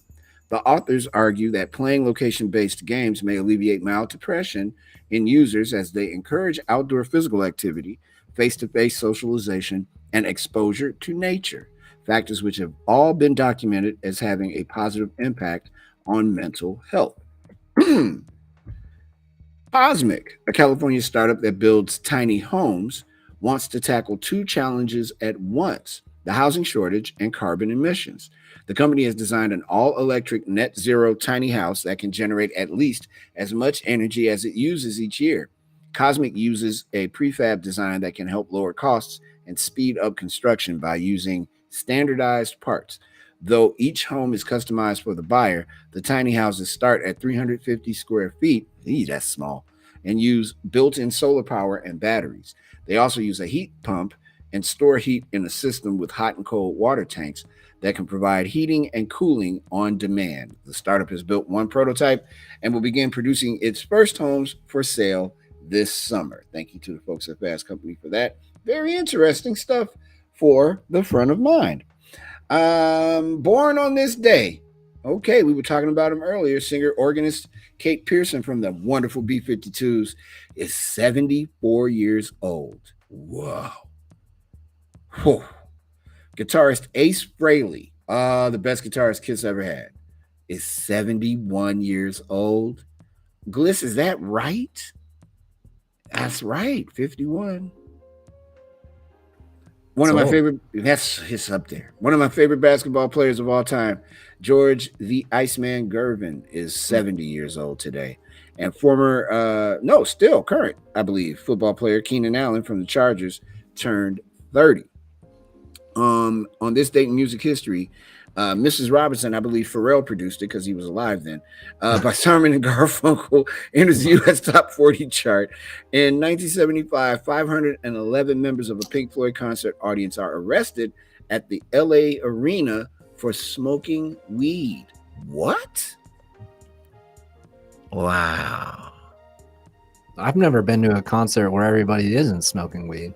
I've never been to a concert where most of the people got arrested. Me either. That's weird. In 1990, Guns N' Roses lead singer Axl Rose marries Erin Everly, daughter of Everly brother Don Everly. They file for divorce 27 days later. It's ridiculous. Whoa, sweet child of my Eine. Hey, Sydney in South Dakota. South Dakota checking in. Word. Okay, here we go. Nicole, how you doing in Florida? The Gliss family is here. Got to be right. The Gliss family's here. They're going to hear that you're not feeling well, and it's all hell's going to break loose, buddy. Get you straight. Hello to everybody. Sydney, thank you for being here. We appreciate you. And yeah, Mark left, man. We don't play music, dude. He ain't got time for all that talking. Are you kidding me? He'll be back. Yeah, of course. They all come back. And then if he doesn't, he'll tell people what he heard. These guys were so boring, I had to leave. Had to go out and do some 14-year-old cool stuff like listen to Michael Jackson. I admire the fact that he likes Mike. That's cool. All right, Gliss, it's time for my favorite segment, and we can stretch this out because we got a little time. Did you know, sir, that 43%, and I haven't seen any of these, that 43% of people have worn Mickey Mouse ears on their head at least once? I have worn Mickey Mouse ears on my head one time in my life. Not that long ago. I've definitely worn Mickey Mouse ears. Did you know 14% of kids have borrowed a travel mug from a parent? Ugh. Kid, I don't know if you want to do that. No. Did you know, according to a geography study, just in my head, Burlington, Vermont gets the least amount of sunlight per year. Mental note, don't move to Burlington, Vermont. Did you know the average man uses 2 pillows to sleep with, but the average woman uses 4? Now, I use 2, and I have used 4 because I'm spoiled. Travelers, did you know, voted noisy neighbors as the worst thing about staying in a hotel while on vacation. Did you know, guys, if you're thinking of proposing marriage, 70% of women say they want you to surprise them. Mark, you got some time before that is a thing, I hope. Did you know if you try not to catch someone's yawn, the urge gets even stronger and you'll probably just end up yawning anyhow? That's a fact. Did you know if you are having trouble sleeping, researchers say eating kiwis may help you fall asleep 35% faster? That's a nice fruit. Did you know, according to a recent survey, looking in the mirror for 10 minutes at a time can ruin your self esteem? What? No, it can't. Are you kidding? What? Who the hell? What? I found that one kind of funny. What? I looked at myself for 10 minutes and thought that it was over. I can't do anything. Get out of here. Well, first of all, 10 minutes is a long time to be staring at yourself. You might have some kind of problem if you're staring at yourself. I guess if you're, being that critical, where it's like you're going over everything for 10 minutes straight, then that's a long time to be upset with yourself. 10 minutes that's a long time. Did you know about 46% of Americans say they've managed to get a pay raise by simply asking? That doesn't work. Get out of here. Hey, Backchannel. Hi, Mario Smith. No, I'm joking. Did you know when asked if they would keep in better contact with friends and family so they could live to be 100, 48% of people said no. Nope.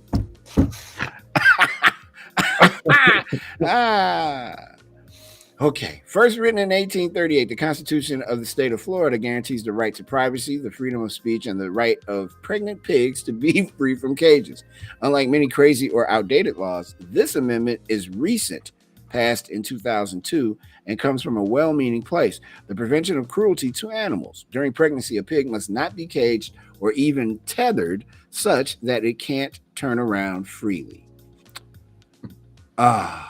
A Dollar Tree manager whose help wanted sign went viral for the wrong reasons is now out of a job. The story is out of Bremen, Indiana. Of course it is. Where an apparently peeved manager posted the following message on his store's front door. Quote, "I apologize for us closing again. My 2 new cashiers quit because I said their boyfriends couldn't stand here for their entire shift," it begins, followed by the part that caused the most trouble. Quote, "Don't hire Gen Zs. They don't know what work actually means. Now hiring baby boomers only, thanks." Dollar Tree's corporate honchos got wind of it and very quickly distanced the company from the hiring stance and fired the manager. Wow. A longtime Columbus, Georgia restaurant employee is being honored for achieving a huge milestone. Gail Dudley, a more than 20-year veteran of Longhorn Steakhouse, is one of a handful of people in the company to grill more than 1 million steaks. Now she's being recognized as a grill master legend. Longhorn executives recently honored her with a surprise celebration at the restaurant. She was presented a $5,000 check, a special gold chef coat, and several other commemorative items. That's a lot of steaks to grill. How do they know she did that? I know. That's what I was saying. How do you track that? Like, who's counting to 1 million, especially when it comes to steaks? Yeah. Hey, Exact Fox wants to know, is my brother Luigi? Yeah. But I don't have my laptop. I know, it's okay. I've never heard that joke ever in my life. Yeah. Not one time ever. Is my brother Luigi. Just I heard a lot of John Jacob Jingleheimer Smith. Oh my goodness, I would have punched somebody in the face. And I had a good friend named Jacob growing up. So. Oh wow, his name is my name too. Aiden in Texas is here, and Teresa as well. Is my brother Luigi? You know, since I can't see, I thought he said is my brother Hi, and I was gonna go. I don't know. My brother I haven't seen in weeks. Is your brother Luigi? I don't know how to break it to you, Exact Fox, but yes, my brother's name is Luigi. A Republican lawmaker who wanted to refer to himself as the Patriot on the ballot can't use that nickname. The Oklahoma Election Board has ruled. The board decided on Monday that term-limited state representative Sean Roberts can still run for Oklahoma Labor Commissioner, but he can't refer to himself by that nickname on the ballot. While the board allows for nicknames, they say there's no evidence that he is known as the Patriot and has appeared on 7 successive elections as Kevin Sean Roberts or Sean Roberts. Roberts is appealing.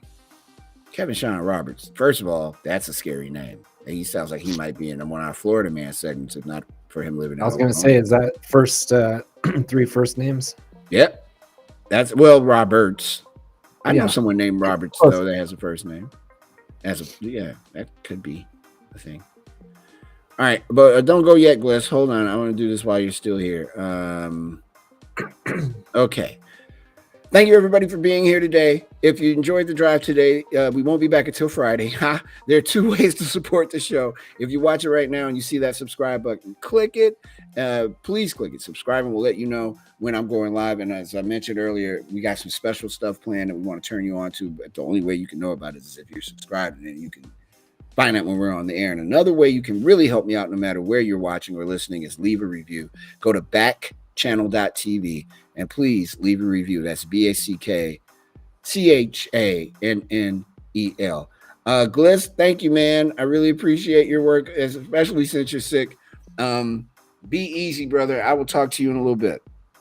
All right. You have a good Thursday. Right on, man. Thanks. See you on Friday. And that is going to do it for today's episode of The Drive. And it's also going to do it for our broadcast day here at backchannel.tv. You can join us again tomorrow morning at 6 a.m. Eastern Time with Haley and Allison's Good Morning. On behalf of everyone at backchannel.tv, my name is Mario Smith. As the sun begins its descent, and there's not much of a sun out in the sky right now in Chicago, we wish you a wonderful, wonderful evening. We will see you on Friday. Everyone be well, be safe. Peace.